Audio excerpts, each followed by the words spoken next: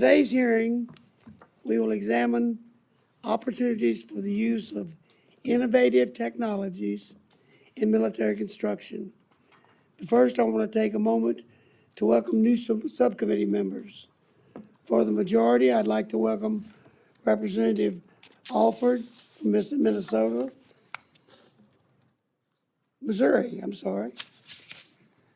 who will be serving as vice chair, and Representative LaLota from New York. Joining the subcommittee for the minority from my great state of Texas is Ms. Escobar. Welcome. And from California, Representative Levin. This subcommittee serves the people who serve our nation and provides vital investments for the members of our armed services, their families, and veterans. We have a long history of bipartisanship on this subcommittee, and I'm committed to maintaining that tradition in this Congress. I urge all of my members of this subcommittee to keep this in mind today and in all committee hearings in the future. We're here today to examine the potential use of innovative technologies for military construction. While current military construction possesses and produces high-quality infrastructure, the construction timelines for projects may be lengthy and many believe that the DoD pays too much for what it buys. One study found that military construction cost premium was as much as 35% for some types of facility. Given today's fiscal challenges, we must find efficiencies that reduce construction timelines and costs. If we harness the power of new technologies, such as 3D printing, we can deliver high-quality infrastructure for warfighters and their families and be better stewards of taxpayers' money. Joining us today is four distinguished witnesses. Mr. Dave Morrow, Director of Military Programs for the U.S. Army Corps of Engineers. Mr. Keith Hamilton, Chief Engineer, Naval Facilities and Engineering Command.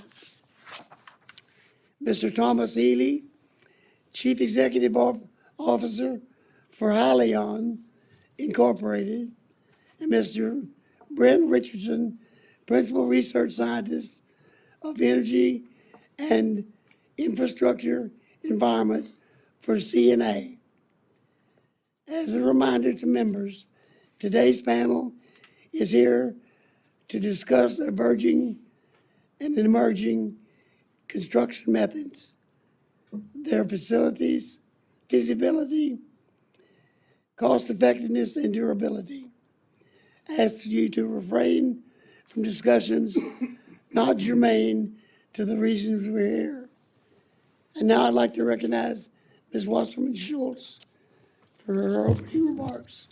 Pardon my voice. Seems to be going south to Texas. Thank the gentleman for yielding. Thank you, Judge Carter. Welcome to our subcommittee's new members and to our witnesses.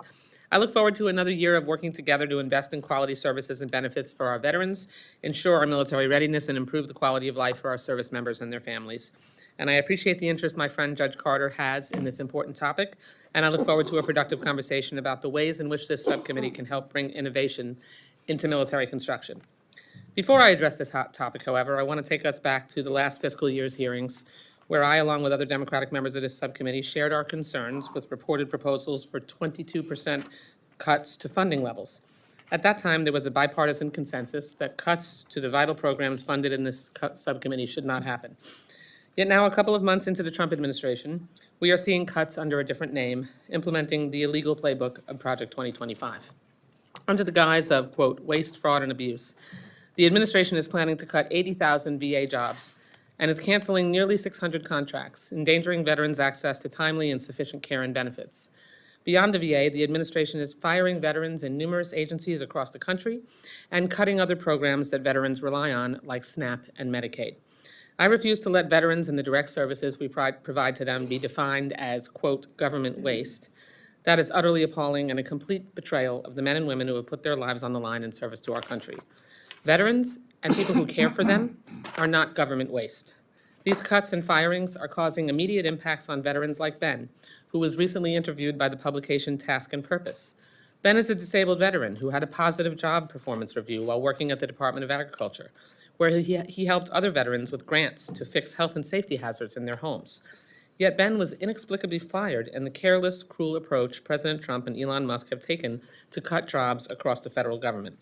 Meanwhile, internationally, our allies are left scrambling as Secretary Hegseth focuses attention on Fox News culture war priorities rather than deterring Russia and our competitors abroad.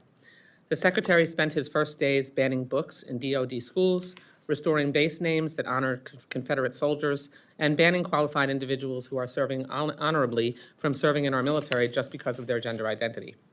If the goal here today is to promote innovative forms of military construction and improve the readiness of our armed forces, I would argue that indiscriminately firing 5,400 DoD employees is the wrong move.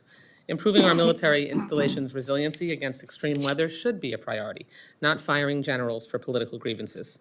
Investing in construction methods that could speed the delivery of housing for our service members should be a priority, not spending nearly $50,000 of taxpayers' money to paint the Secretary's government-furnished house and pretending it's an emergency.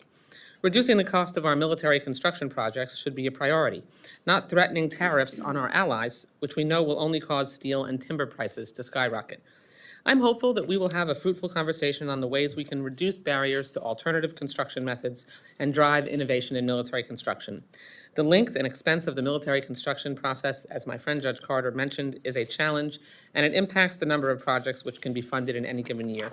This problem only grows more acute as the services are increasingly building in expensive, remote areas like Guam. I hope the ideas we discuss here today can be a part of the solution to these increasing costs and to the costs over the full life cycle of our military facilities. Moreover, we know the devastating impact natural disasters had on military bases in recent years, from hurricane damage in my home state at Tyndall Air Force Base and MacDill Air Force Base after Helene and Milton, to the devastation on Guam from Typhoon Mawar. We cannot bury our heads in the sand and ignore the climate threat to our military installations as well. Investments in resiliency now will save us billions of dollars in recovery later on. Some alternative building materials, like mass timber, represent a possible solution to making installations more resilient to extreme weather events, while also reducing the service's carbon footprint and contribution to the climate change problem. When it comes to mass timber products, details matter. For mass timber to truly be a part of a climate solution, it must be sourced in a sustainable way. When this does occur, mass timber products provide a benefit of carbon storage, as well as reduced carbon emissions compared to traditional materials like concrete and steel. But I have concerns with how this administration has already been stewarding our land and resources. Recklessly clear-cutting forests, cutting down old-growth trees, or ignoring the Endangered Species Act and other environmental laws is short-sighted and dangerous and will not advance our goals that we have here in this committee. I'd like to thank the four witnesses for being here today and for their expert testimony, and I yield back.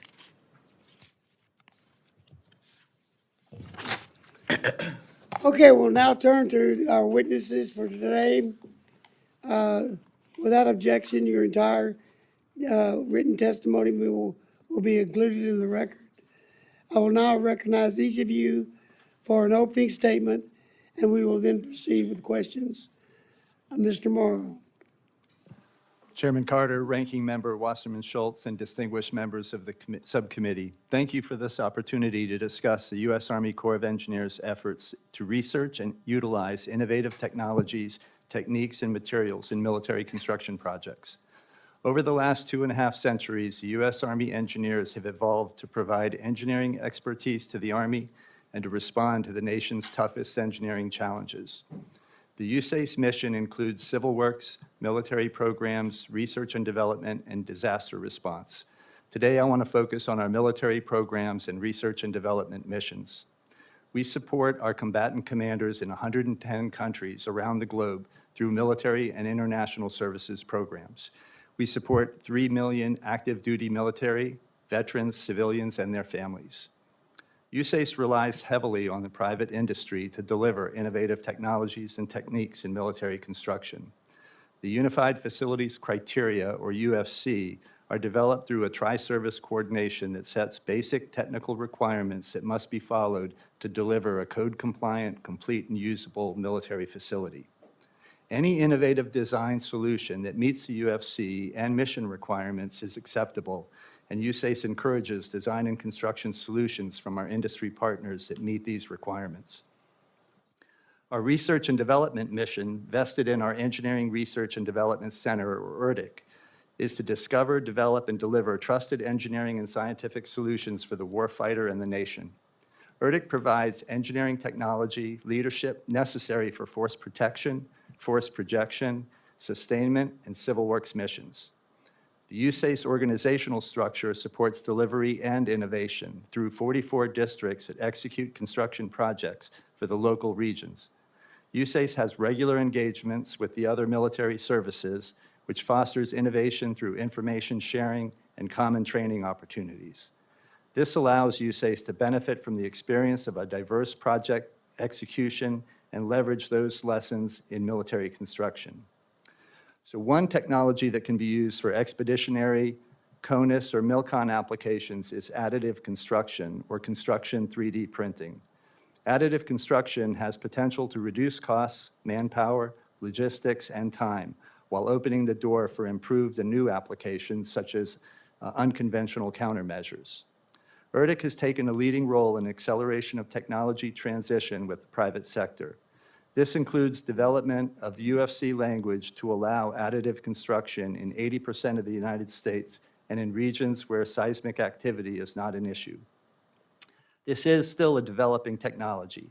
Pilot projects at locations such as Fort Bliss, Camp McGregor, and Tyndall Air Force Base have led to increased confidence in additive construction in military structures. To expand this technology for higher risk areas, a consolidated testing effort needs to be completed. ERDIC is currently conducting research and field demonstration projects on innovative cement solutions utilizing non-traditional chemistries. Advantages of these products can include rapid set hardening times, supply chain advantages, and activated chemical solutions for protection against specific threats. Synthetic polymer materials called geosynthetics are being designed and manufactured to solve civil engineering problems, including separation, filtration, drainage, reinforcement, and containment. USACE has supported testing and evaluation of mass timber materials. We recently designed the Army's first barracks made primarily with mass timber structural elements and are soliciting interest in construction of a project at Mountain Home Air Force Base calling for the incorporations of mass timber design.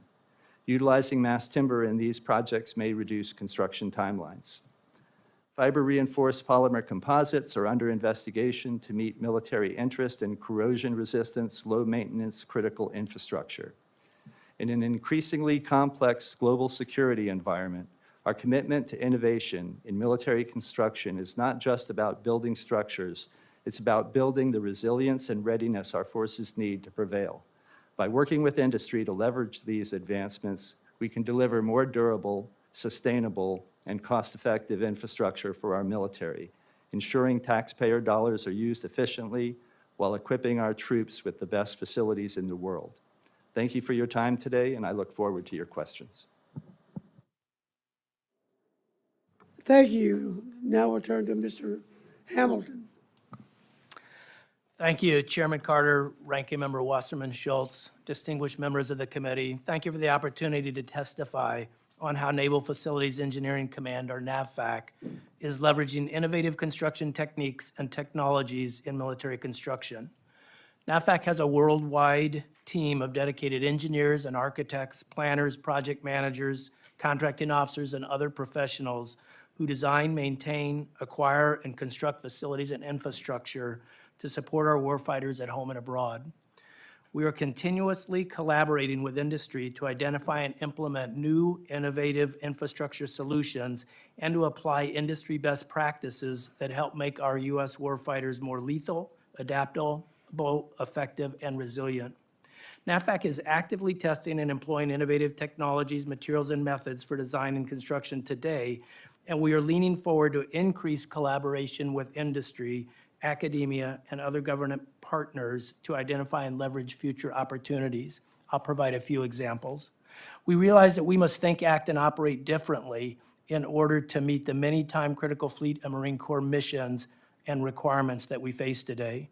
This includes the employment of new and innovative solutions to reduce the cost and increase the speed of infrastructure project delivery. To address this issue head-on, we've developed an acceleration and affordability campaign plan, and as a part of implementing that plan and in coordination with our Navy Installations Command, we've issued guidance that at the start of every new military construction project, NAVFAC's planners and engineers are required to evaluate whether the project can use alternative construction methods to meet the warfighting mission requirements while driving lower costs and accelerating the project delivery. For many of our projects under construction today, NAVFAC uses some form of industrialized or modularized construction to prefabricate facility components at offsite private fabrication yards. We see tremendous benefits in this technique, and we see it as an opportunity to employ this approach. We're working to expand its use and to be able to leverage it for far greater economies of scale. We think this scale can be achieved by using industrialized construction for facilities where we have standard designs and repeatable modules that can be grouped in programming and acquisition, then constructed at the off-site fabrication plants and brought to the project site for final assembly. In fact, we're using the other transactional authority that Congress provided in 10 U.S.C. Section 4022 to pilot development of an industrialized construction project that will build a child development center in Little Creek, Virginia. We then hope to scale that pilot approach to a number of child development centers that will be constructed in the Mid-Atlantic and Southwest regions in the next few years. NAVFAC is closely following and is keenly interested in applying additive construction methods, or 3D printing. We've seen tremendous advances in the technology, and we see continually improving capabilities and costs that are achieved through these methods. NAVFAC is also piloting the use of new and improved materials for use in military construction projects. We're constructing a Navy Child Development Center in Hampton Roads, Virginia that uses cross-laminated timber. At Marine Corps Air Station Cherry Point, we're piloting the use of high-performance concretes in a major new F-35 hangar and aircraft sustainment center. NAVFAC is working to expand our use of various types of composite fiber-reinforced polymers, particularly for retrofitting and strengthening existing structures. NAVFAC is working to identify and develop near-term and long-term applications exploiting the power of artificial intelligence, or AI. We are partnering with the National Renewable Energy Lab and National Institutes of Building Sciences to identify use cases where AI can be employed in the planning, design, and construction to increase efficiency, reduce costs, and accelerate project delivery. We're also exploring potential efficiency tools with several leading AI companies, including early capabilities in generative AI for planning and design. Finally, in addition to using the Section 4022 Other Transactional Authority, which has shown real value in identifying and leveraging industry innovation, NAVFAC is exploring the use of alternative delivery methods such as progressive design build, lean design build, and construction manager at risk. These approaches are being used in the private sector to encourage innovation, speed project delivery, and reduce cost. However, we're finding that there may be statutory or regulatory changes that are needed for us to fully leverage these approaches. Thank you for the opportunity to testify today. I'm proud to be a part of an organization that continuously pushes engineering boundaries to provide affordable infrastructure for the DoD that helps to ensure the lethality, resiliency, safety, and warfighting effectiveness of our military forces. I look forward to your questions. Thank you. Mr. Healy. Chairman Carter, Ranking Member Wasserman Schultz, and distinguished members of the subcommittee, thank you for having me here today. I'd like to start off with a question. What if our military could produce electricity through a mobile generator that provided better electricity than even the U.S. grid? Well, I'm here today to introduce a new superior power generation technology, one that's reliable, efficient, fuel flexible, and mobile. I founded Hyliion out of my dorm room at Carnegie Mellon, and it's been an American startup story. We took the company public on the New York Stock Exchange in 2020. We've raised over $700 million of capital, and we've begun delivering our Carno modular power plant, which we believe will fundamentally change how electricity is produced. If there are three key things to remember about what we're doing, it's first, that it's one solution that can be used across all applications.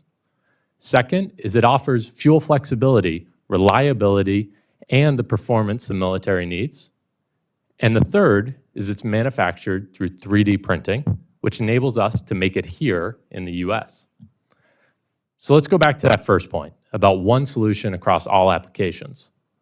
What if military vessels, autonomous vessels, what if bases, what if vehicles could all use the same power generation solution, leveraging the same parts and the same service across all applications? The Carno generator is designed to be scalable as well, starting with a 200 kilowatt base unit that then can be stacked together to deliver multi-megawatts for military bases. That base unit, just for reference, is about the size of a bed of a pickup truck, so it's extremely compact. This vision is already becoming a reality. We actually just delivered our first unit to the Navy, and they're going to not only be testing it for autonomous vessels, but they're also going to be testing it for stationary applications. The second point I made was why Carno? So this is a fuel agnostic solution. It can operate on over 20 different fuels, including diesel, natural gas, propane, JP8. So imagine if our troops are deployed somewhere in the world where it's kind of unsure of what fuel they're going to have available to them, and it's unsure if that fuel is even contaminated. Our technology eliminates those concerns because now the system, you start feeding it fuel, and it will sense what fuel it's receiving, adjust accordingly, and deliver electricity. Now, reliability is also key. So the system's designed with only one moving part, and even that part glides on gas bearings.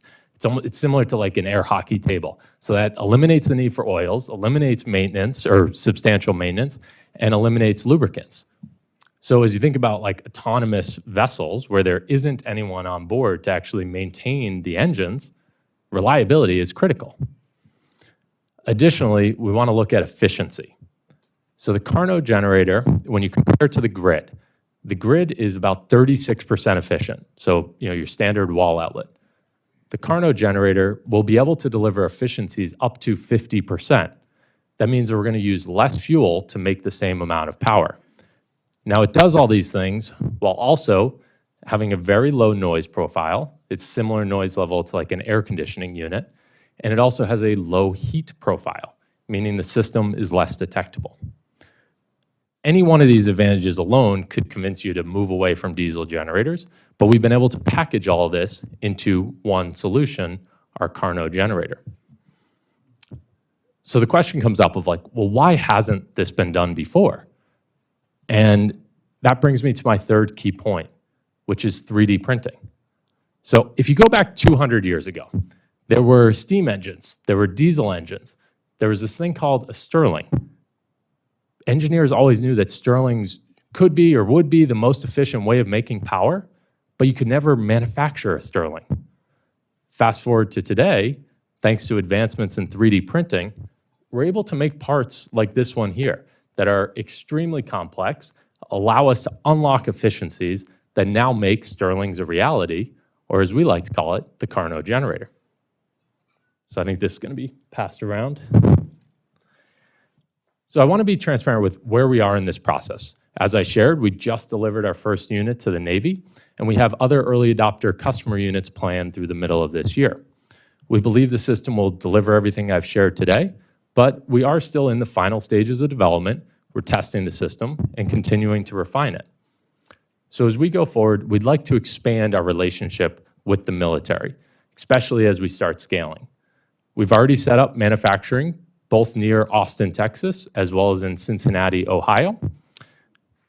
Yeah, Austin. And so that is going to ensure that this is domestically produced. Chairman Carter, Ranking Member Wasserman Schultz, and distinguished members of the committee, our military has been known for having the best technology and we need to make sure that remains true for power generation as well. With Hyliion's Carno power plant, we're delivering the three key things that are important.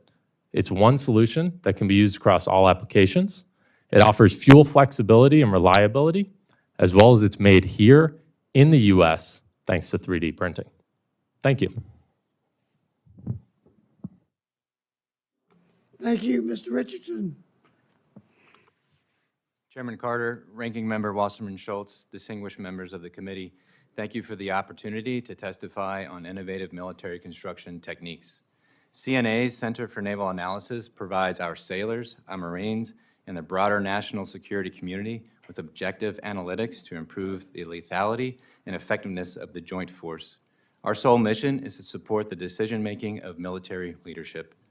The study we conducted for Deputy Assistant Secretary of Defense for Infrastructure Modernization and Resilience included the identification of barriers to innovative construction techniques in MILCON. This study was important because the results showed that a forcing function to use such techniques should be developed. There are several options to bridge the gap between industry and DoD efforts to adopt innovative construction techniques. First, a DoD technology roadmap for MILCON would provide necessary guidance for both DoD and service component labs to make informed and targeted investments toward innovation. Such a roadmap would establish enduring capability needs and measured focused areas for identified MILCON outcomes. One specific use case, for example, is to leverage artificial intelligence technology to provide a scalable, faster, and reliable aid for design and construction management efforts. A published MILCON technology roadmap would also provide a demand signal to industry to drive development of specific technologies, potentially leading to private sector investment. This could also foster the subsequent development of industry standards and best practices, thereby advancing the further adoption of innovative techniques. A second recommendation is to adhere to a collaborative, front-loaded design process. This would entail the inclusion of construction contractors early in the design process for the purposes of leveraging additional innovative construction knowledge and experience that is newly emerging in the private sector. Industry experience shared by a construction contractor during the design phase of a project can provide valuable benefits to the government, including the identification of regionally available innovative technologies, and the supporting workforce. Construction contractors with regionally specific expertise can also serve as a resource in the identification of potential construction challenges in the design phase.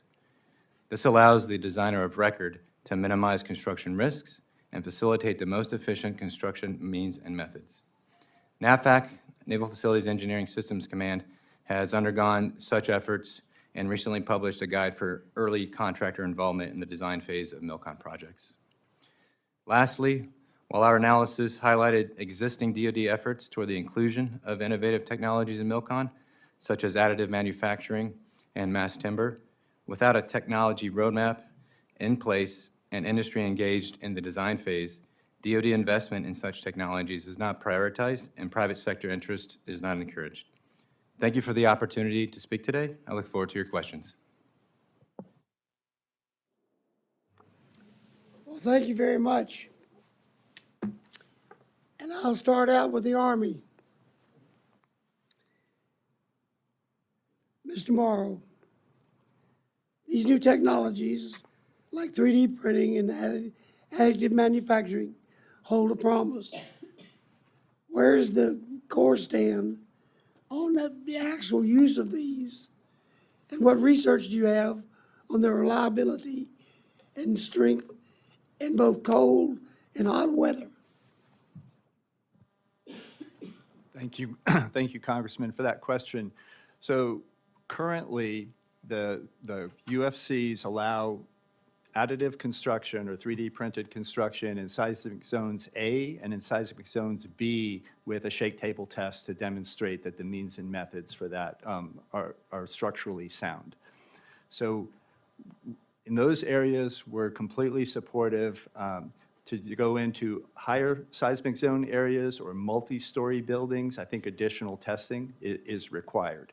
So our ERDIC, our Research and Development Center, they're working closely with industry. They have continuing efforts to demonstrate that material and advance that material. But for routine military construction, if, for example, a design-build RFP is for a single-story building in seismic zone A or seismic zone B, there's nothing that would preclude industry from proposing on that. So recently, the Navy and the Corps developed some joint training for our project managers, our technical staff, and our acquisition teams.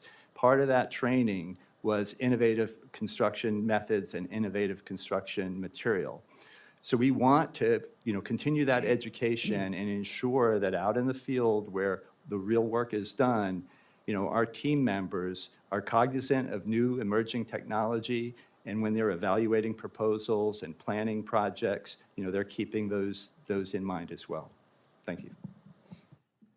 Anyone else want to comment on, I know we're all talking about seismic, and that's important, but what about the various heat levels we would, now, would it be what you're making be viable in Alaska or in the Arctic, as well as where I live in Texas, where it's hot?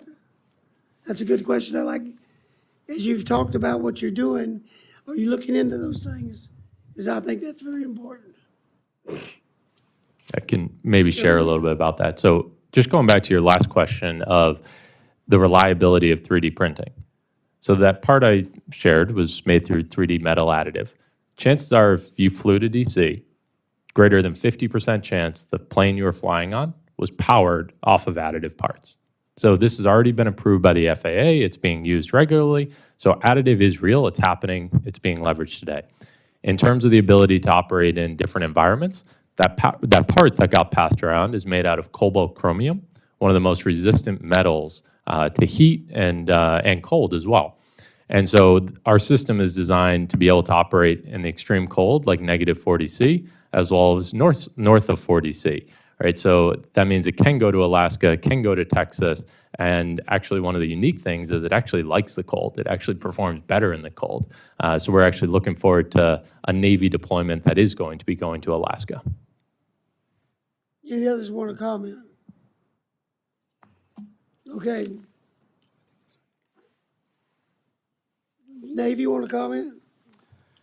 Mr. Hamilton? Thank you, Chairman Carter. I just add to the comments the gentlemen have made that I think first the additive manufacturing is very highly developed and we use it extensively to manufacture parts. We use it to manufacture parts that are no longer obtainable in the market. We use it for troop deployments where we can do things in an expeditionary environment.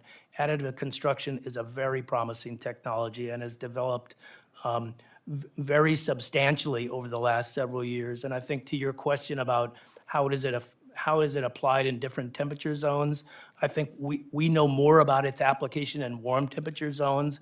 I think temperature is certainly dependent on the types of mixtures that are being used for the additive construction. That has to be carefully monitored and maintained. We have less experience with it in cold weather environments, but I think all of those environments are important for the future development. We believe this is a technology that will have great use as we go forward, and especially as we begin to address some of the seismic issues that would allow us to apply it in the Indo-Pacific regions. Thank you for bringing that up because it's one of the questions I wanted to ask. I visited the Indo-Pacific, and so has my colleague, and they've got a lot of issues over there. And if one of it is that sea climate. It's very hard on buildings. Do you have any, are you building anything in that area where you know how it's affected by the ocean and the constant humidity and all the things they have at Kwajalein, let's say? Yes. Guam. Yes, sir. Thank you for that question. We as you know, have a great deal of work across the entirety of the Indo-Pacific theater. And in Guam, as you mentioned, we have a very large construction program. We have a lot of infrastructure that is aged and damaged that we are working to repair and to harden. And we're using a wide variety of techniques and approaches to do that. We have to be very sensitive to not just seismicity in the area. We have to be, of course, very mindful of the typhoon conditions that facilities have to endure in those locations.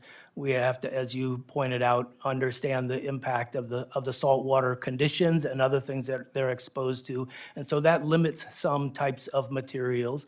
We find that some steel materials, if they're going to be used in that area, have to be specially prepared for that kind of environment.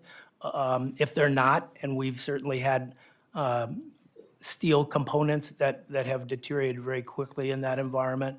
We're beginning to look at the use of various fiber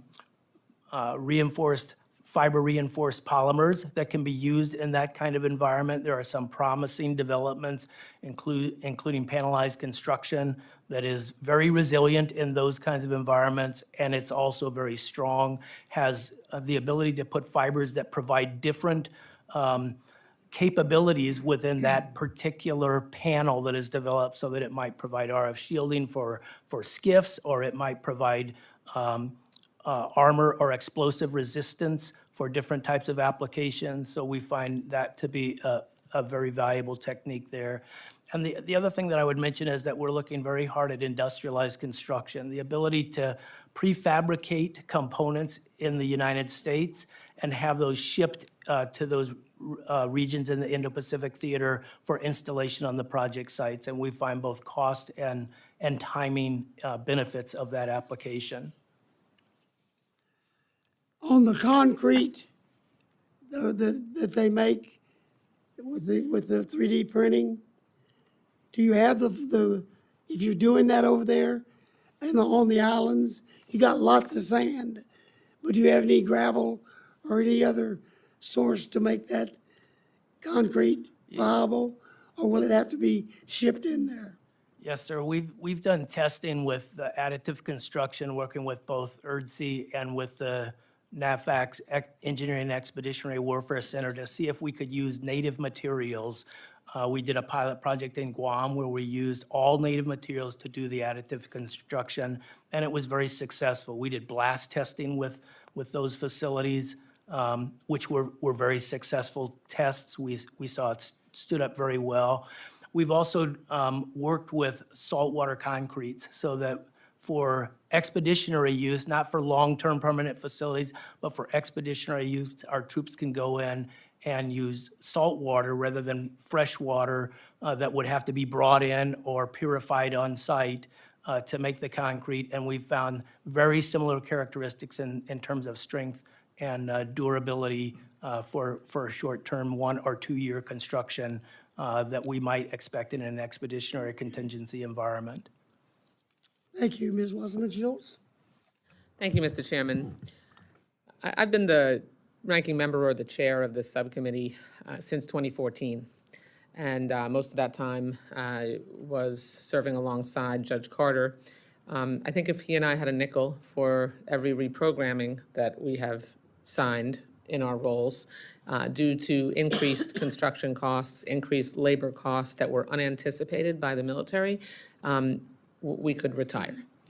And President Trump has announced a 25% import tax on steel and aluminum, in addition to a broad range of other tariffs against countries like Canada, Mexico, and China. During this hearing, he announced an additional 25% tariff on aluminum and steel against Canada. These countries are retaliating. They are levying tariffs in response and boycotts. Among the wide range of negative inflationary effects these unnecessary actions will have on our economy, they'll undoubtedly lead to our needing to sign more reprogramming requests due to increased unanticipated costs. So I'd like to hear from each of you what impact you expect to see on material and construction costs as a result of the newly announced tariffs on products like steel, aluminum, including the potential impacts on labor costs, which American companies rely upon. Mr. Morrow, you can start. Thank you, Congresswoman.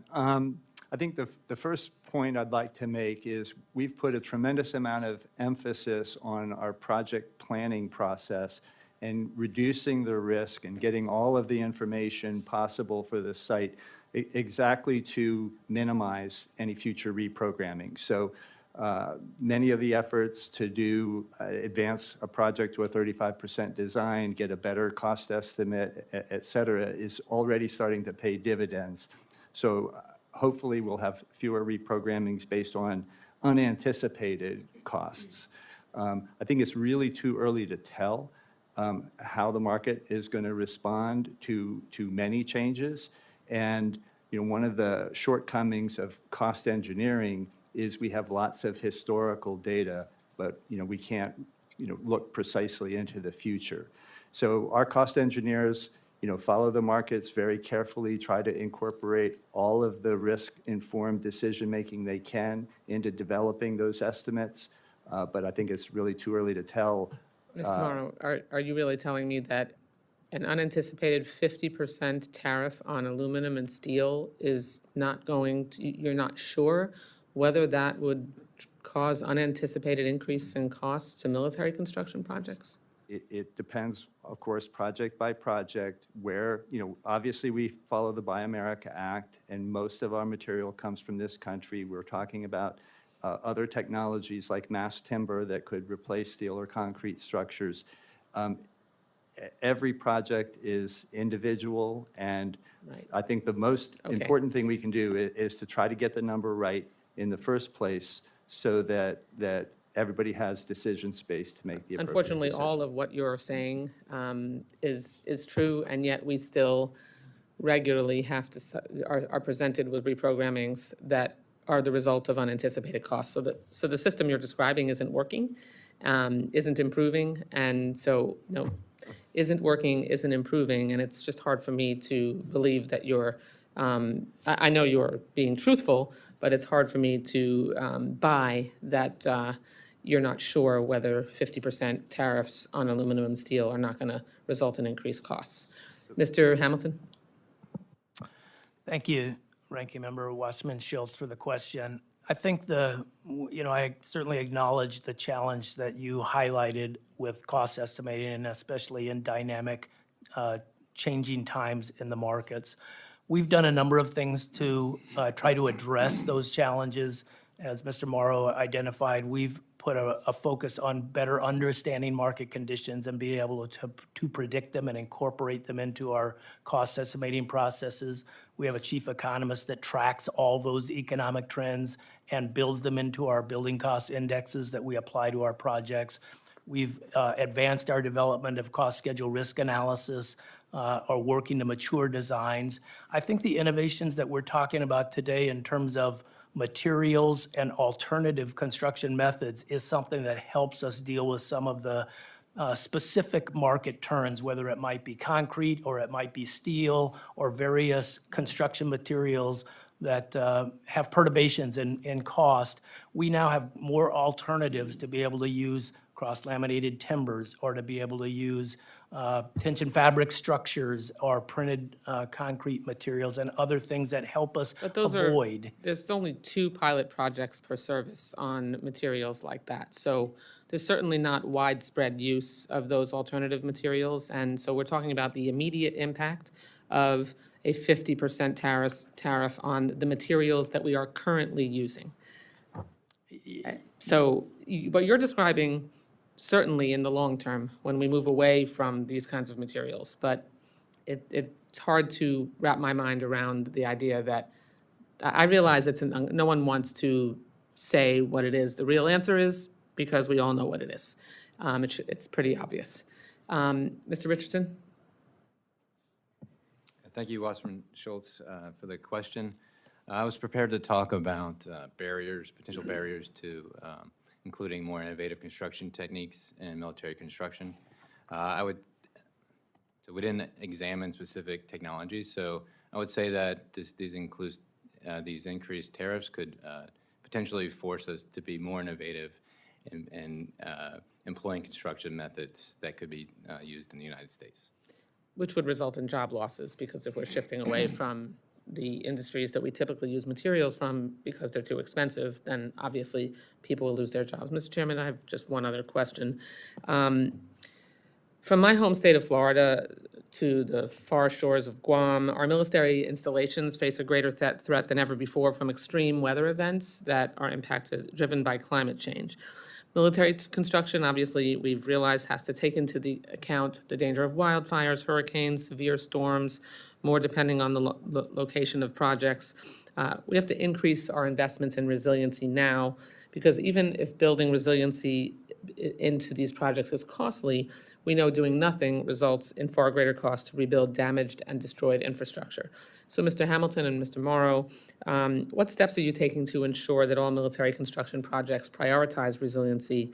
And how might alternative materials like the ones mentioned today play a role in improving the resiliency of our infrastructure? Thank you, Ranking Member Wasserman Schultz, for the question. I think there are many things we can do and are doing to address this.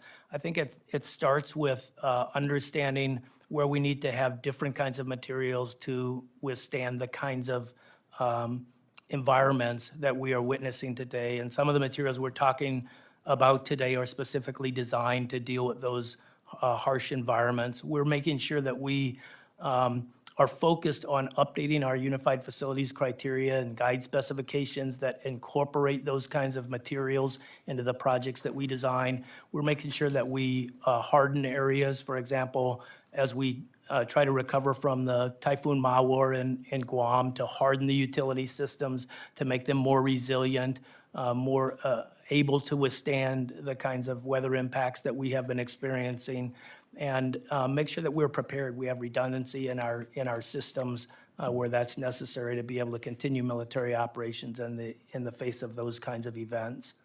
Thank you. Just, Congresswoman, two points. One, I would use Tyndall Air Force Base as an example. Obviously, that installation was devastated following a hurricane many years ago.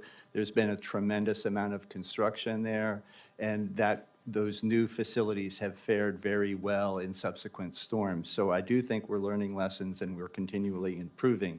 Another strength that the Corps of Engineers has is our civil works mission. So we do a lot of coastal storm damage reduction projects, other projects of that nature. So when there are coastal installations, we've got that technology and that subject matter expert base to lean on. And if it's a Navy or an Air Force project, we work collaboratively all the time to make sure we're putting the right professionals to address those types of issues. Thank you. Thank you, Mr. Chairman. I know you and I have seen the impact of the saltwater erosion and intrusion in the Pacific and in Florida. We have MacDill and Tyndall that are, right on the water and are regularly exposed to the risks. So we need to make sure we're continuing to focus on resiliency. Thank you.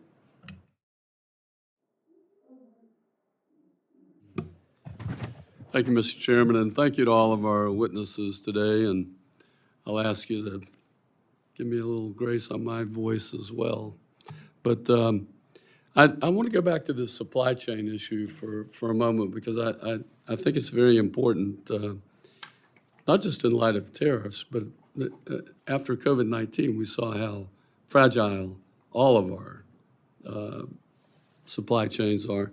And one of the things that we have done, I'd like to ask you, Mr. Hamilton, one of the things that we've done in HUD is on some programming, we have allowed them a 2-year appropriation.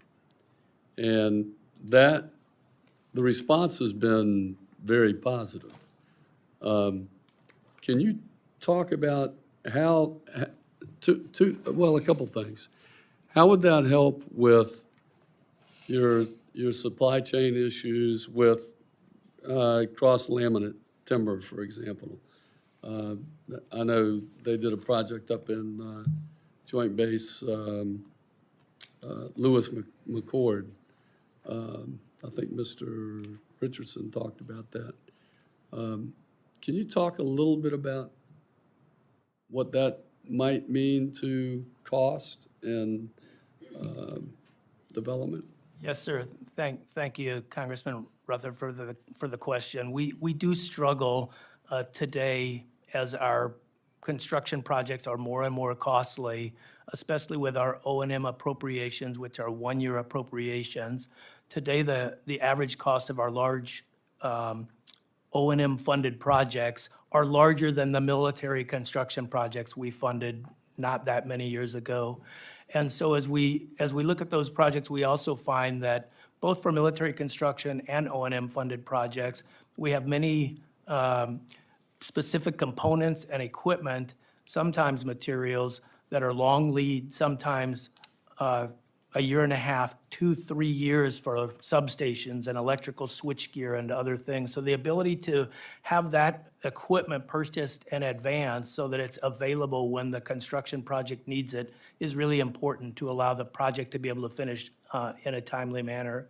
The length of appropriations is challenging because as you execute a very large O&M funded appropriated project with the expiration of the funds, you're both squeezing it on the front end and often challenged to have a large number of those projects all going out to competition at the same time in the latter part of the fiscal year.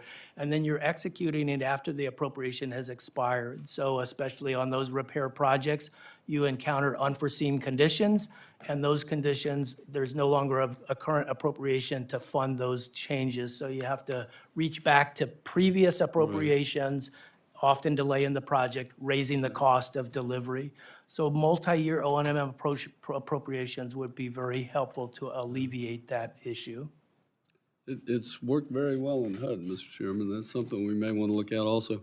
Mr. Healy, I am really, thank you, Mr. Healy. I am really intrigued by your development. One of the things that I'm really concerned about for America's defense is, these electromagnetic pulses. And is your generator protected from those EMPs? Or can it be? Yeah, thank you, Congressman.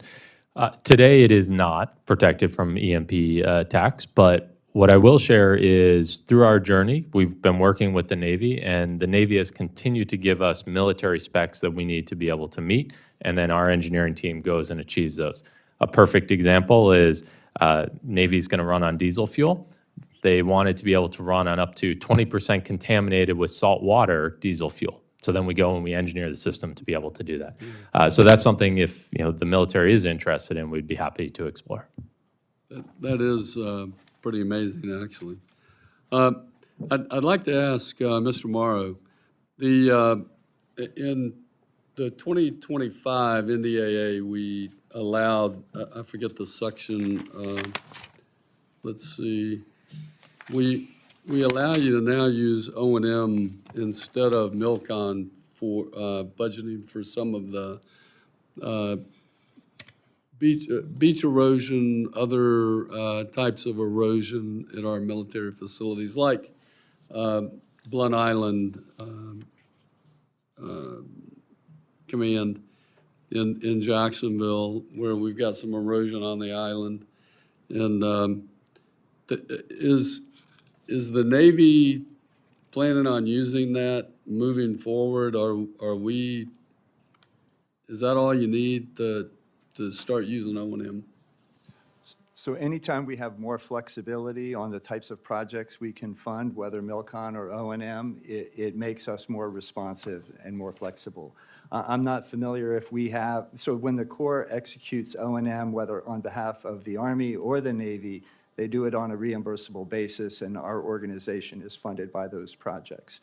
So we've had a number of recent changes to the O&M rules that have all been very, very helpful. So the most recent is in barracks, so we can now repair a barracks through a replacement of a new facility. That's a pilot initiative that. Okay, Mr. Morrow, I hate to cut you off, but I see my time has expired. But I will tell you, I found it. It's section 2847. So if we could look at moving those projects forward, especially at Blunt Island Command. Thank you. Yes, sir. I yield back.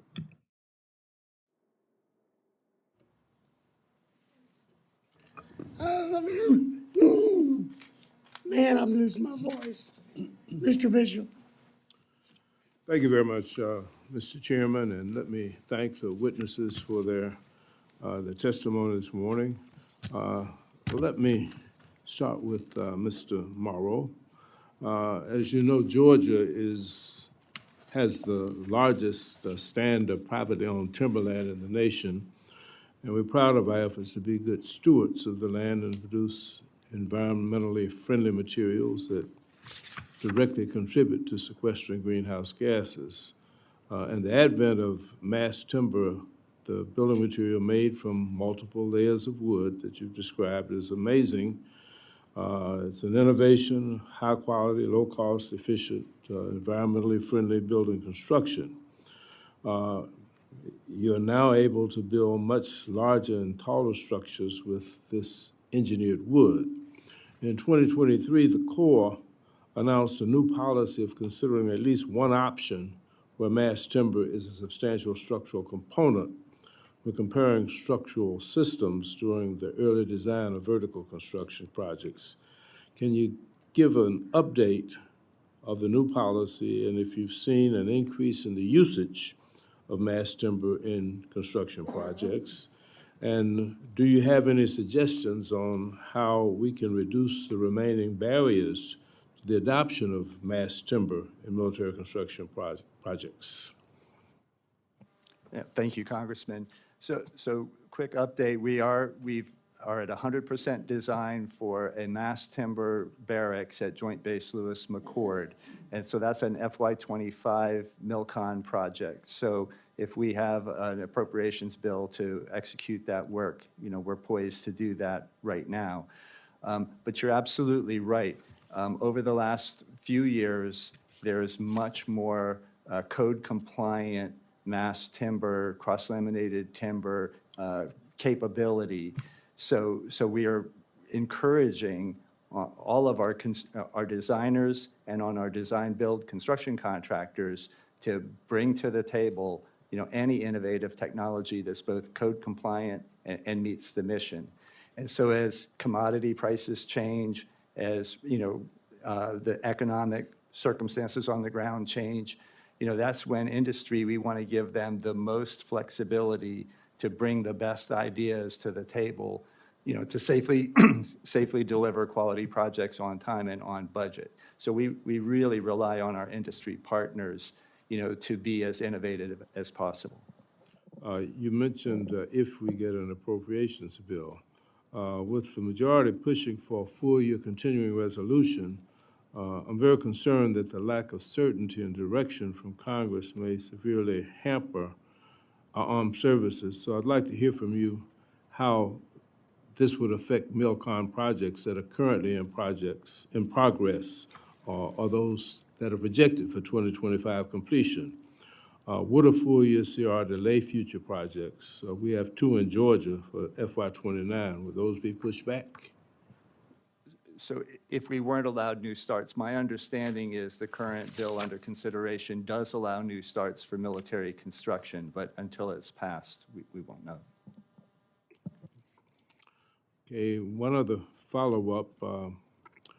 The NDAA for FY19 required the Department of Defense to stop purchasing PFAS by October of 2023 and to stop using them completely by October of 25.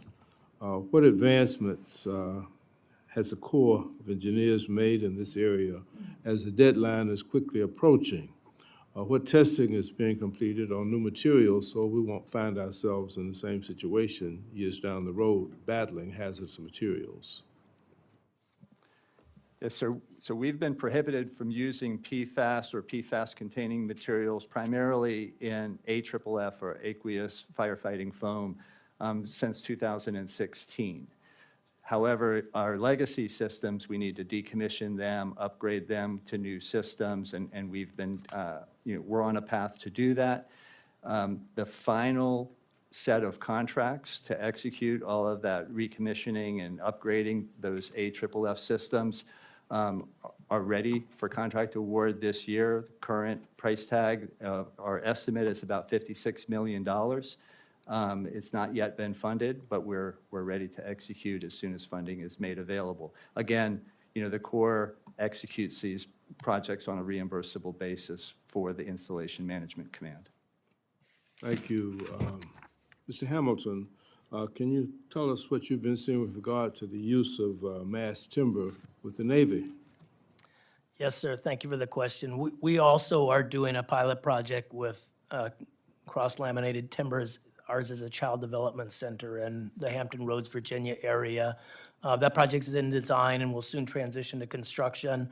We found a lot of advantages to the cross-laminated timber. It's lighter than steel or concrete. It has resiliency features. It is actually very, compared to other wood components, very good in fire and even blast resistance. But one of the big advantages we found with it is it can be manufactured in a manufacturing environment which is very precise, cut with digital equipment and brought to the site in very precise component shapes and sizes and installed there, often saving time of infield construction. So we see this as an opportunity for future use in a number of different ways. And as you mentioned, now available to be used for higher, taller buildings than we had approved it for in the past. Well, thank you very much. I think my time has expired. Thank you, Mr. Chairman, and thank you to the witnesses for being here with us this morning.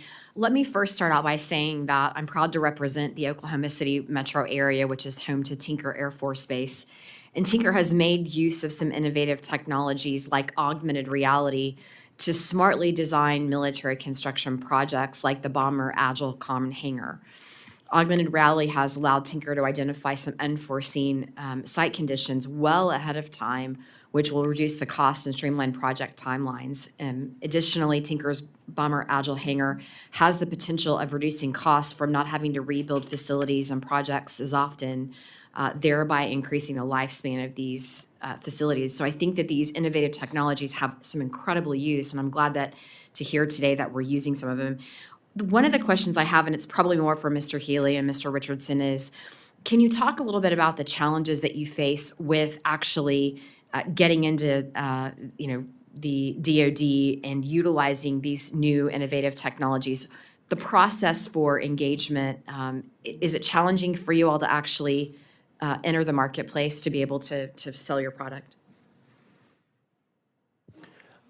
We were fortunate that our relationship with the Navy actually began when this technology was still within GE. Obviously, GE has a massive relationship with the military, and then that contract moved over, and then we've subsequently been able to win additional contracts with the Navy going forward.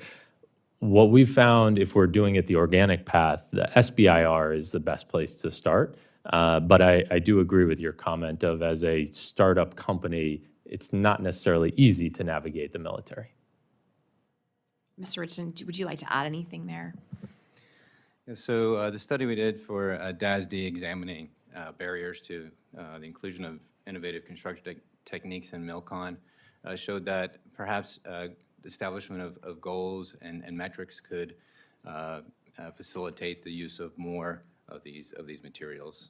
For example, like identifying a specific technology and establishing what percentage of MILCON projects would include said technology would be a way to overcome that barrier. Perfect, thank you. Shifting to Mr. Morrow and Mr. Hamilton, in your experience, have you seen regulations with green initiatives on military bases to include mandating certain environmental standards drive up the cost of MILCON projects? So that it was referenced earlier, MILCON cost premium study. So when we evaluate the cost of MILCON, we kind of sort them into, these are legal reasons why military construction is sometimes more expensive. These are regulatory issues, and these are policy issues. And oftentimes, with respect to those environmental issues, it's the first cost versus the life cycle cost, and that analysis. So it certainly can drive first costs up, hopefully drive life cycle costs down. But those policy issues definitely are a contributor to that MILCON There's cost no premium. guarantee, though, that those life cycle costs will go down. This is sort of an assumption or a conjecture based on information you have today, correct? And any of those policies, there is a waiver process, and many of them are changing right now, but yes. Mr. Hamilton, would you like to?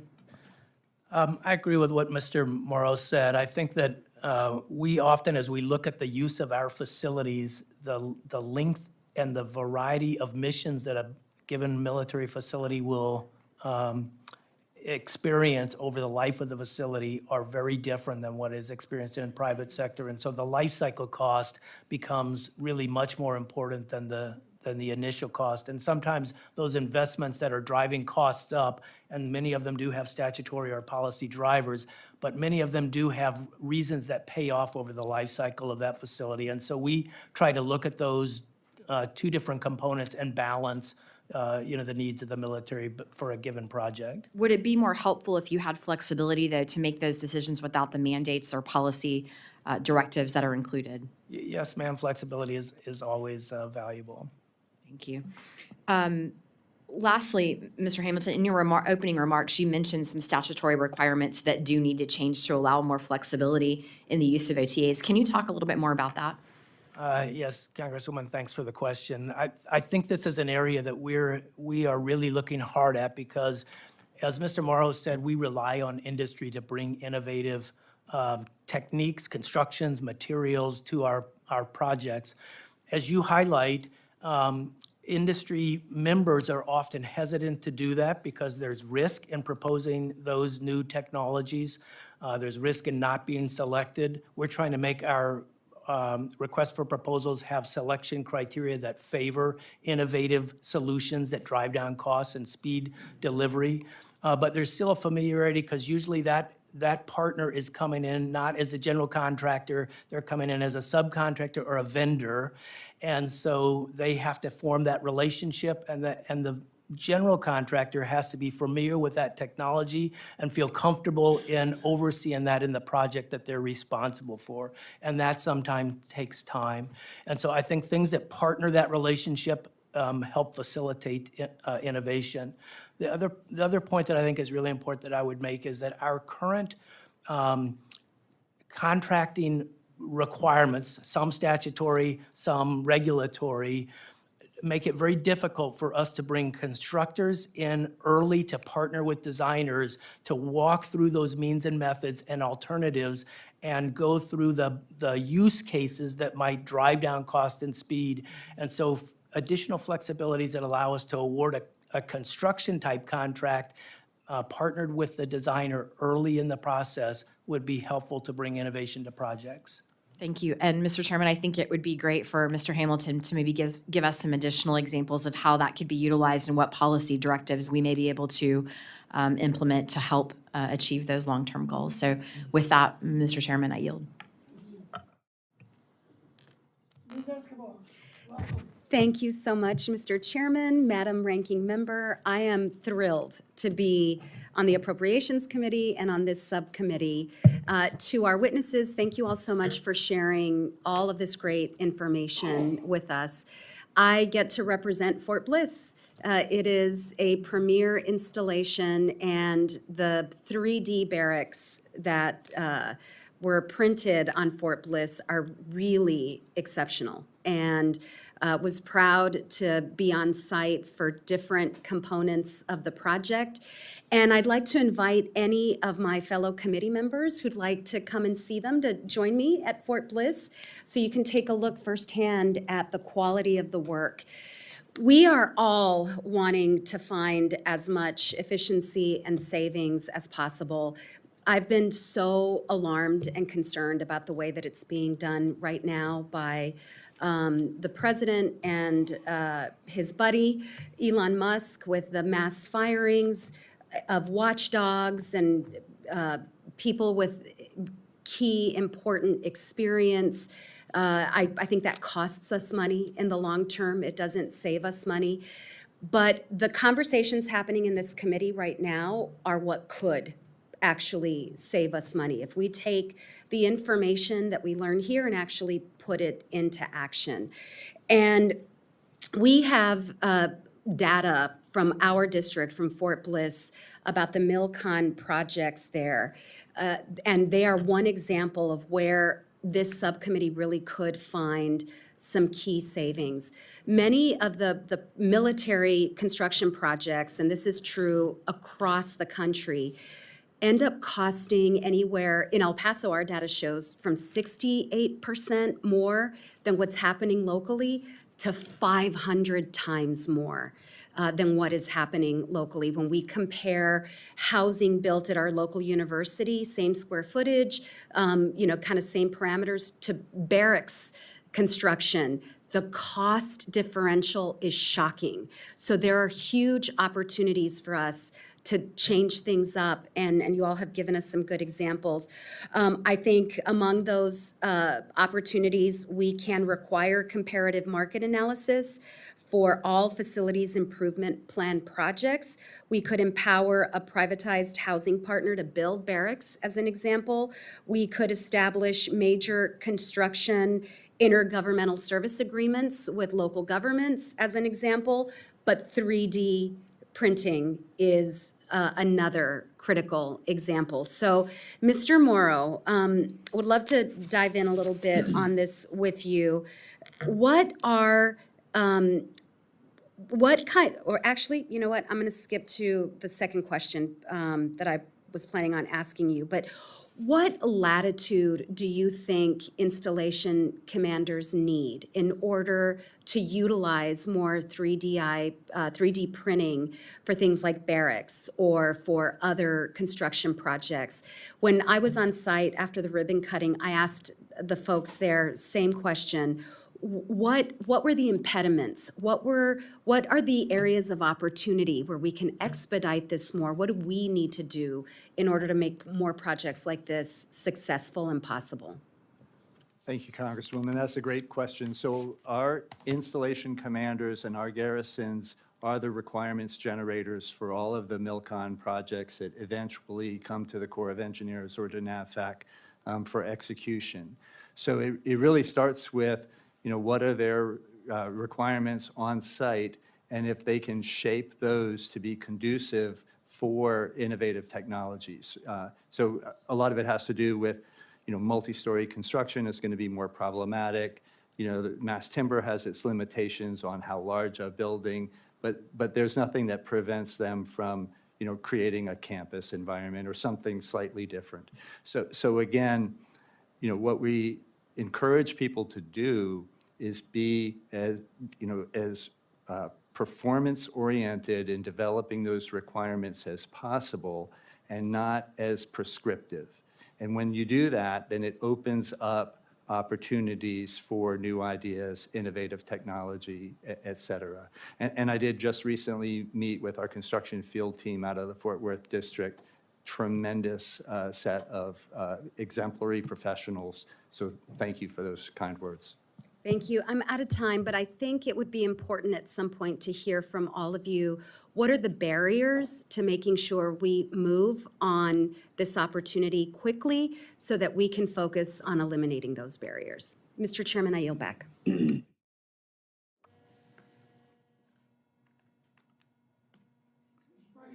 Thank you, Mr. Chairman. Thank you, gentlemen, for being here with us this morning. Very fascinating topic to me, and there's also some transfer over with the Corps to the Energy and Water Subcommittee I sit on. Mr. Hamilton, Mrs. Bice stole the question I was going to ask you, because I know in your testimony you talked about statutory changes needed. I'd love to follow up with you further on some of those, but I know, Mr. Morrow, it looked like you were chomping at the bit to hop in there too from the Corps' perspective. What are some statutory changes we can do to assist you with this process? So Mr. Hamilton referred to getting construction contractors involved early in the process, and we can do that within federal acquisition regulations, but sometimes we have to really contort ourselves to make that. So we have ECI contracts and what we refer to as IDAC contracts, integrated design and construction contracts, but it does require a lot of extra contract administration and extra hoops to jump through. So other transactional authorities, we have a Milcon construction pilot for all the services for OTAs. Again, it goes back to that comment, the more flexibility we have, just like when we don't, if we tell a contractor exactly what we want, we're going to get what we ask for. If we tell them the requirements that we need, then we get those new ideas. The same is true on the acquisition side for NAVFAC and USACE. You know, the more decision space we have and flexibility, the more innovative we can be in bringing those to bear. So I would say, right now, we can't really do progressive design bid build, which is a common delivery method in industry within the constraints that we have, other than through an OTA. So that would be an example. Okay. I look forward to following up with both of you and working with staff. So if we can, there's specific things we can do to assist in that process, and we need to do it. Let's see, Mr. Richardson, you talked about DOD needing a roadmap. Can you talk a little bit more about that? How can we assist in that, and what would that look like? Thank you, Congressman, for that question. So the roadmap that we envision would look like the National Defense Science and Technology Strategy.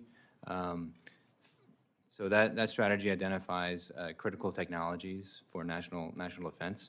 So, and commercial industry leads the way in the development of those technologies.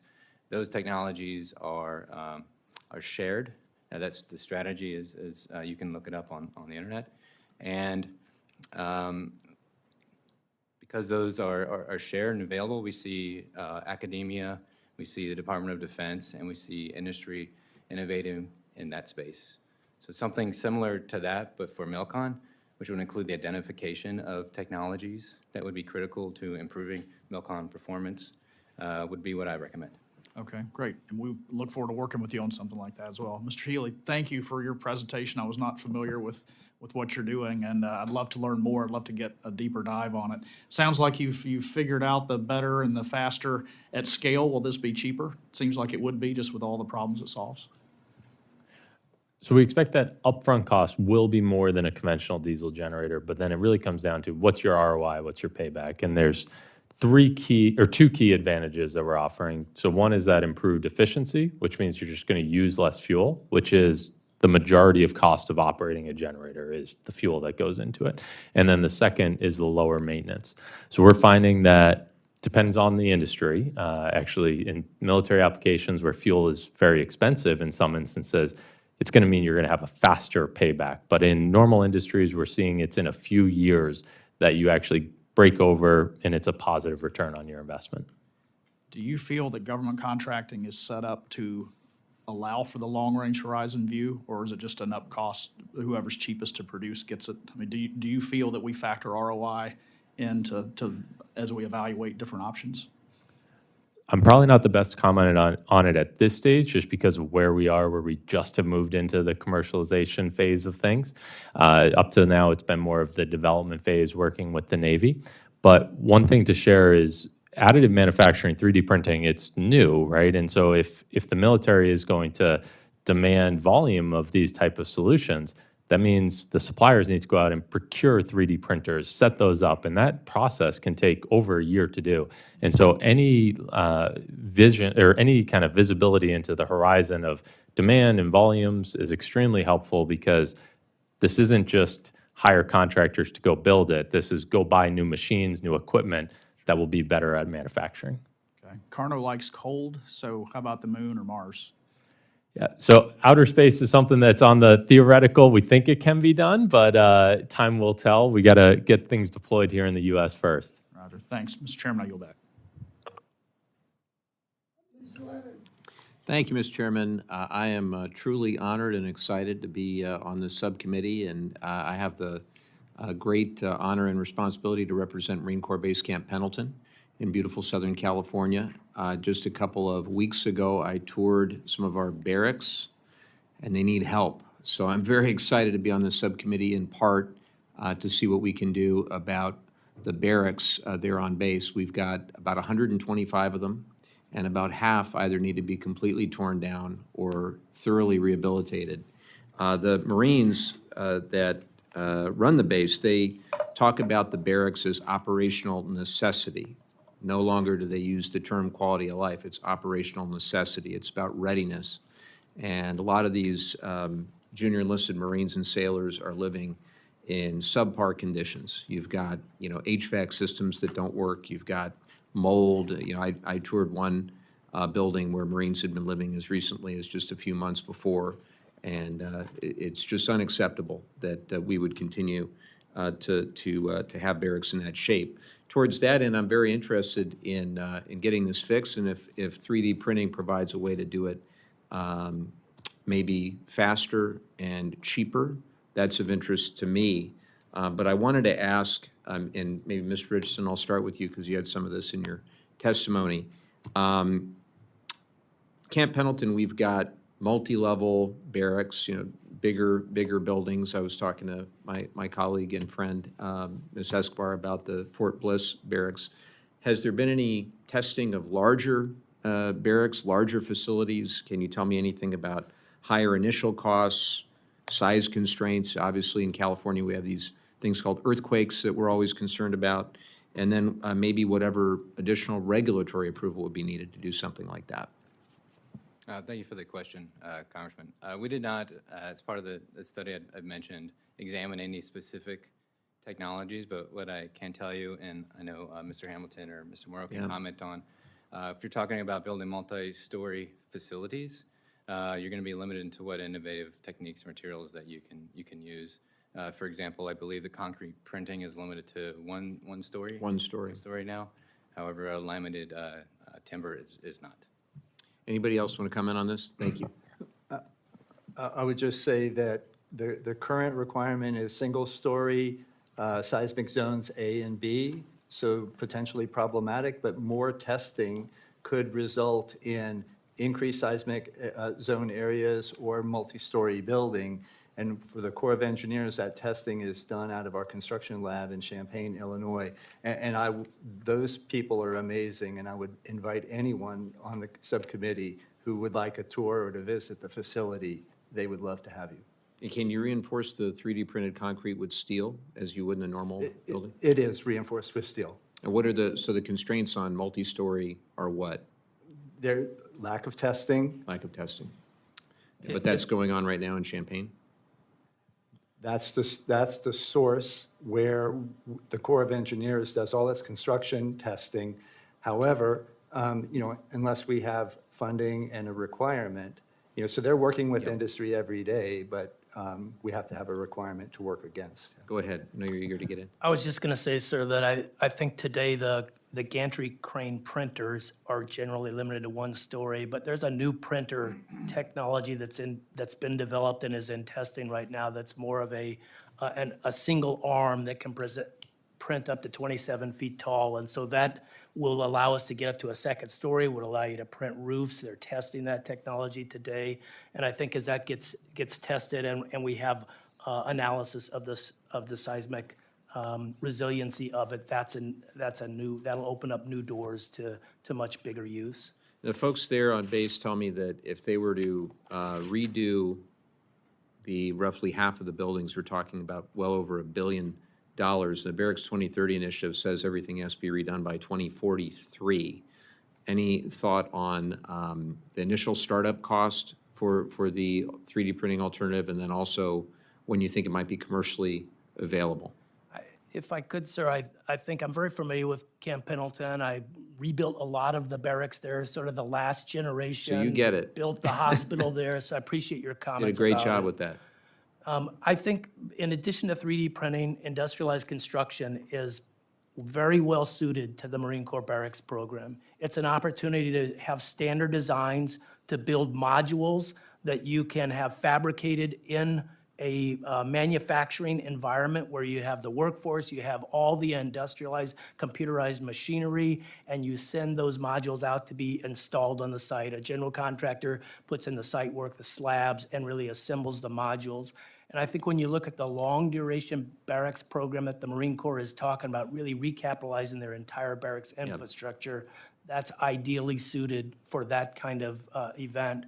There are things we need to do to help that industrialized manufacturing or construction capability in the United States take off and take hold. So we're out of time. I don't want to run long on my very first hearing, but I look forward to further conversation with you. We'll take that back, and I'll yield back. Mr. Lord, Thank you, Chairman. I have to admit, I come to this first hearing with a little bit of bias on this military construction and VA subcommittee.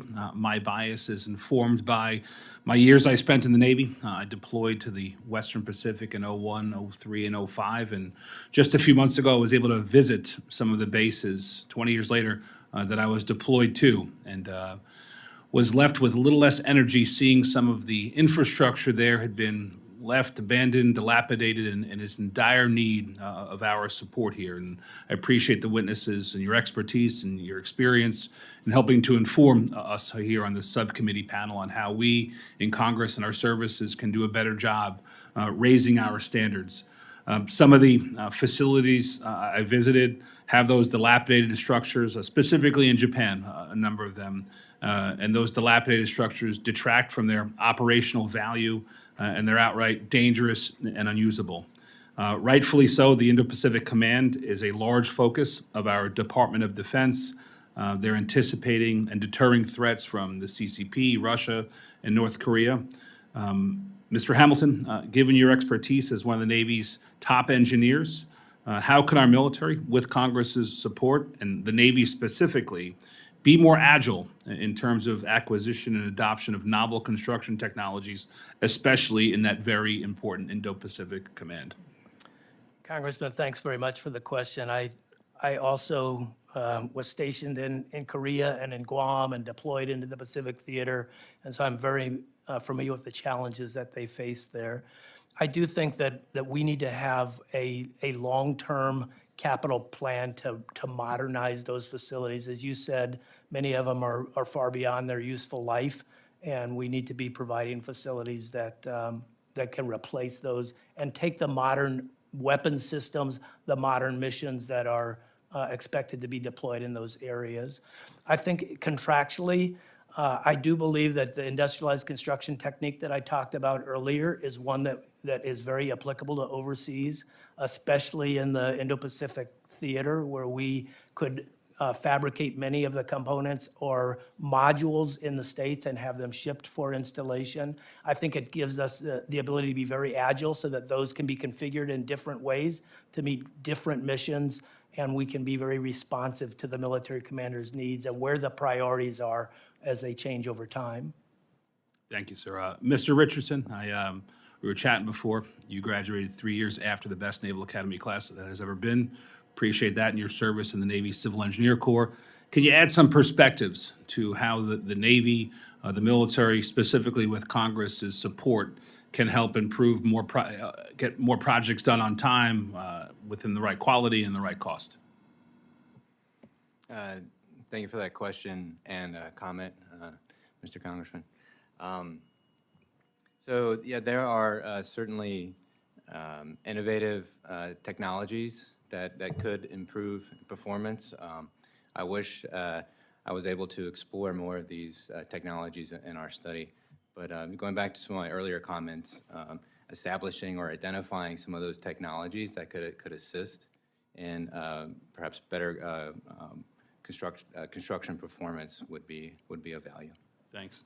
And Mr. Morrow, I only have about a minute left, but with my remaining time, similar question. Where can Congress help our services knock down some of the bureaucratic red tape or otherwise expedite the military construction as it relates to delivering projects that are at the right cost, at the right time, and the right quality, sir? Thank you for that question. So what we're doing right now is trying to identify why MilCon costs more than private sector and really produce as factual a document as possible. Here are the laws that impact our costs. Here are the regulations that impact our costs, and here are the policies that impact our costs, so that those policies can be changed if the new administration chooses. Those regulations can be addressed through rulemaking, or those laws can be changed. So I think my personal position is I'm agnostic on those things. You know, we're here to serve and to support the administration and the Congress, but we want to present you the facts so that you know why that Milcon premium exists. Thanks, Member. So appreciate, gentlemen, your expertise and your participation in today's hearing. Chairman, I yield back.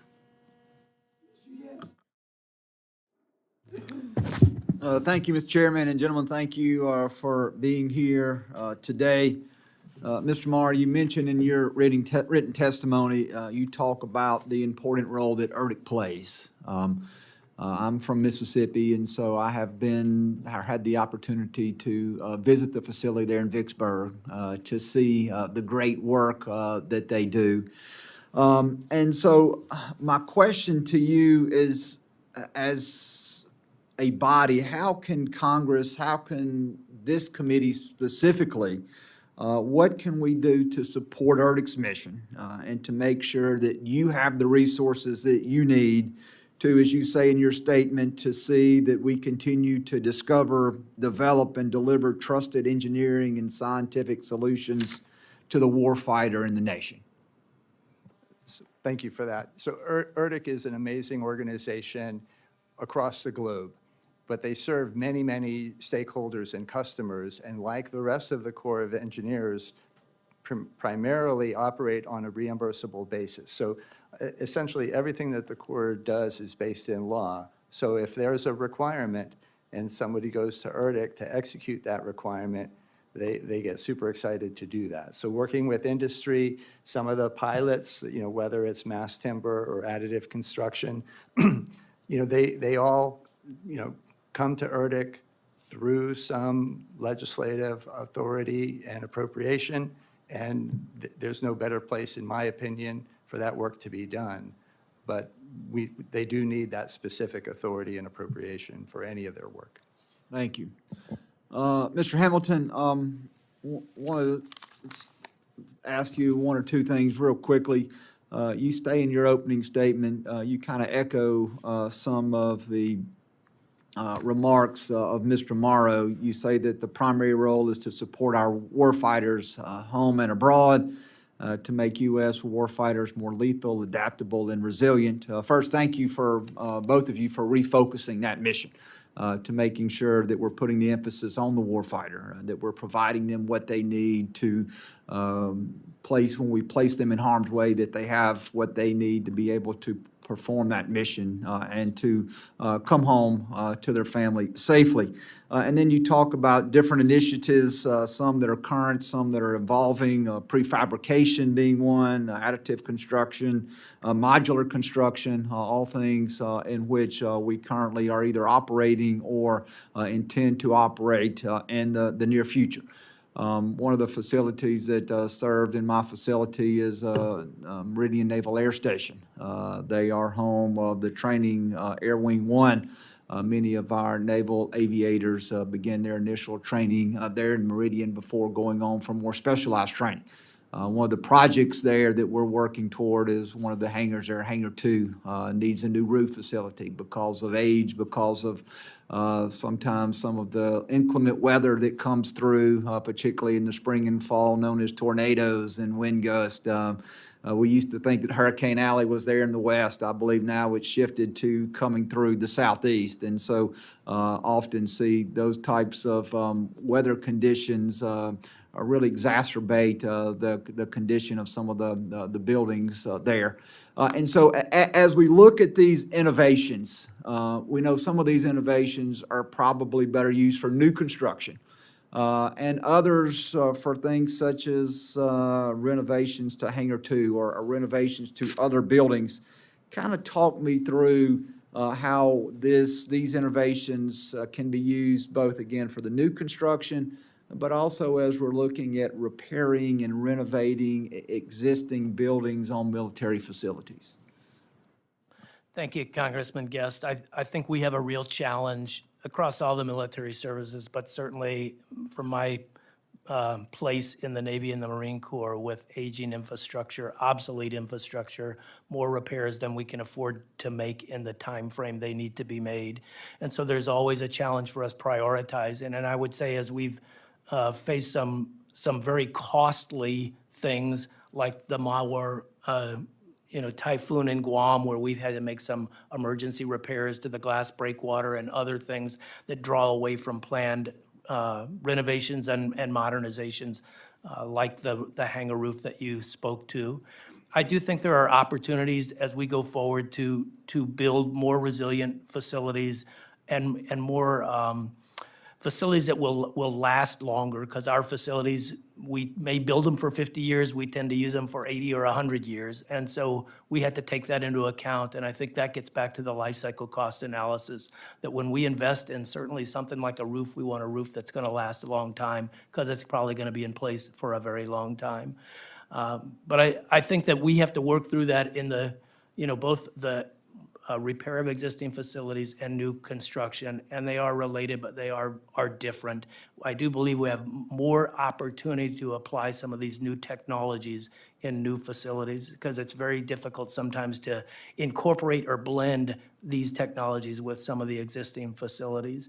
But we do have polymers and fibers that we are developing that allow us to reinforce and strengthen existing materials like roof trusses or other materials that you might find in existing facilities that allow us to extend the life of them. And that's another area where I think we have benefits to do things faster and cheaper with some of the technologies that are being developed. Thank you very much. With that, Mr. Chairman, I yield back. Thank you, Mr. Guest. And I want to thank the panel for being here today. I have a real interest in this. I apologize for my voice. It'll get better tomorrow, I hope. We look forward to working with you. I want to come visit your lab. Smart things, new things that work good and are mobile are fantastic. And we got to make it work. The islands are going to be a challenge for the Navy and the Army and some others. Guam is the typical example.